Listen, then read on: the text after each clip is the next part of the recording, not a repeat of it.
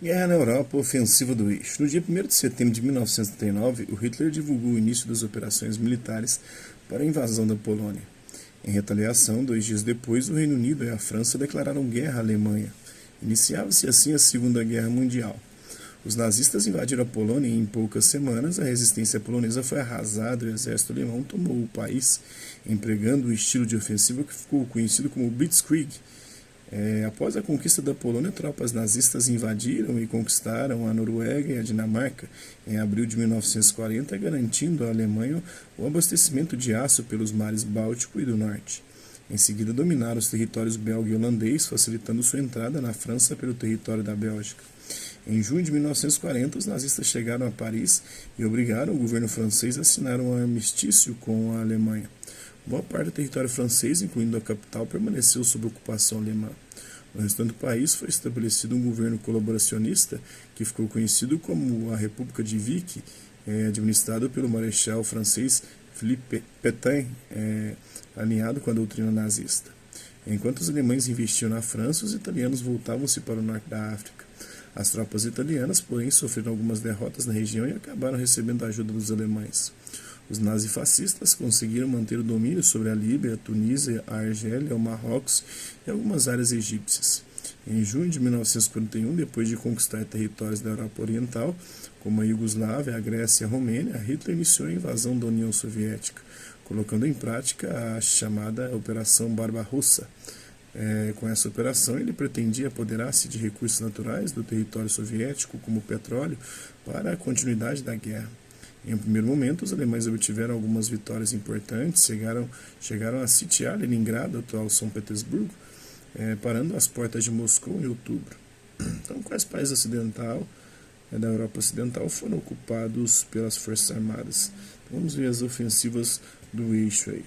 O avanço sobre a Polônia em setembro de 1939, avanço sobre a Dinamarca e a Noruega entre abril e junho de 1940, avanço sobre a França entre maio e junho de 1940, depois avanço sobre a Grécia em outubro de 1940 e sobre os Balcãs em abril de 1941, avanço sobre a União Soviética entre junho de 1941 e julho de 1942. Depois, aqui a gente pode perceber aqui, os países do eixo, em 1º de setembro de 1969, eram a Alemanha, a Áustria, a Itália, a Prússia Oriental.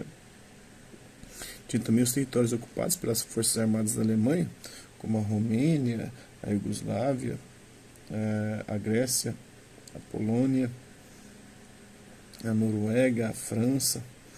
Tinha também os territórios que progressivamente se envolveram no conflito, como o Iraque, a Síria, a Bulgária, a Hungria, a Finlândia, a parte da África. E tinha os países neutros, a Suécia, a Turquia, a Espanha e a Irlanda permanecerem como países neutros. Os territórios aliados, nós tínhamos aí a União Soviética, o Reino Unido, a Islândia, que eram os aliados aí na Europa. Então, o Blitzkrieg em ação. A Guerra Relâmpago, ou Blitzkrieg, principal forma de combate utilizada pelos alemães na Segunda Guerra Mundial, consistia em ataques simultâneos de tanques, canhões e aviões contra alvos inimigos, com o objetivo de desarticular e desmoralizar os adversários rapidamente. Os ataques causavam pânico e desorganizavam as linhas inimigas, facilitando a conquista do território e a rendição do adversário. Os tanques isolavam os adversários e interceptavam qualquer reforço rival que tentasse chegar à área sob ataque. Por causa do apoio dos tanques e aviões, os ataques da artilharia tornavam-se relativamente fáceis, pois os inimigos não tinham tempo para se proteger. A artilharia é um conjunto de armas de guerra com alto poder de fogo, como canhões e mísseis, e os veículos destinados ao seu transporte e reabastecimento. Os aviões táticos alemães, como os Stuka, tinham duas funções: atacar posições que não pudessem ser atingidas pela artilharia e apoiar os avanços dos tanques, eliminando alvos, como os blindados inimigos presentes no caminho das tropas.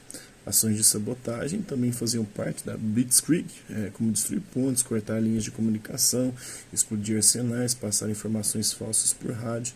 Apesar de ter havido emprego de tecnologia de aviões, a Segunda Guerra Mundial foi travada predominantemente em solo por meio do embate físico entre tropas inimigas, causando muitas mortes de militares e civis. Além disso, os bombardeios aéreos não eram precisos, causando danos não só às instalações militares, mas também aos civis. Então tem ilustrações atuais aí que mostram como se dava um ataque relâmpago, a Blitzkrieg alemão, né, durante a Segunda Guerra Mundial. Tinha artilharia, tinha os tanques, a sabotagem, tinha o apoio aéreo, então tudo isso estava envolvido aí, esses ataques relâmpagos. Então um pouquinho aí da Segunda Guerra Mundial, as ofensivas do Eixo Blitzkrieg alemão. Hasta la vista, babies, até a próxima.